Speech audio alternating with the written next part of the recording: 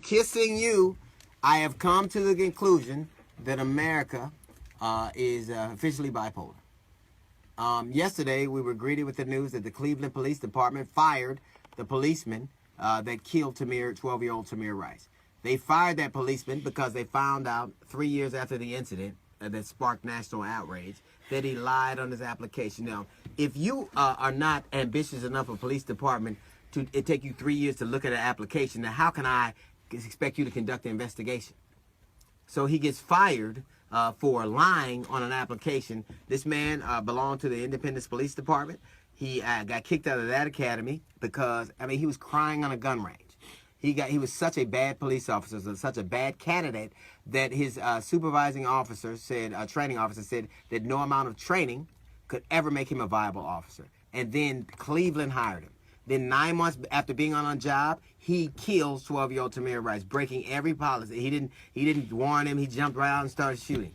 So the very thing that the Independence Police Department feared happened with Cleveland. And Cleveland finds that he had done nothing wrong. And then a couple years later, after he kills Tamir Rice, they find out he lied on his application. If I can't trust you to conduct to look at the application, I can't trust you to conduct the investigation.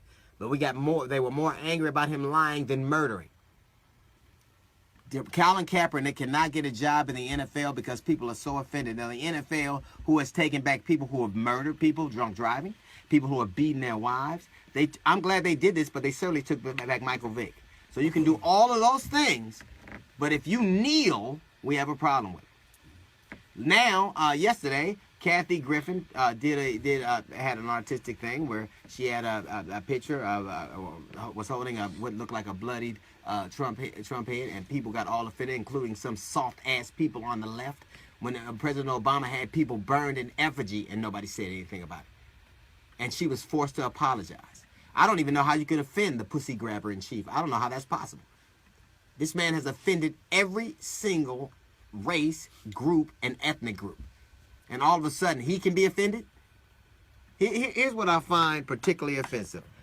Kathy Griffin had to apologize for something people didn't like. She had to apologize because people thought she was, in essence, threatening the United States of America. Ted Nugent did, in fact, threaten the United States of America. Facts. The President of the United States of America. Isn't it funny that Kathy Griffin threatens a president of the United States of America, and she is maligned and derided? Ted Nugent threatens the President of the United States, and he's invited to the White House. Mm-hmm. America is bipolar, and she's clearly off her meds. That's a little note from the GED section. We got the Jazz Report coming up after Childish Gambino. It's the D.L. Hughley Show.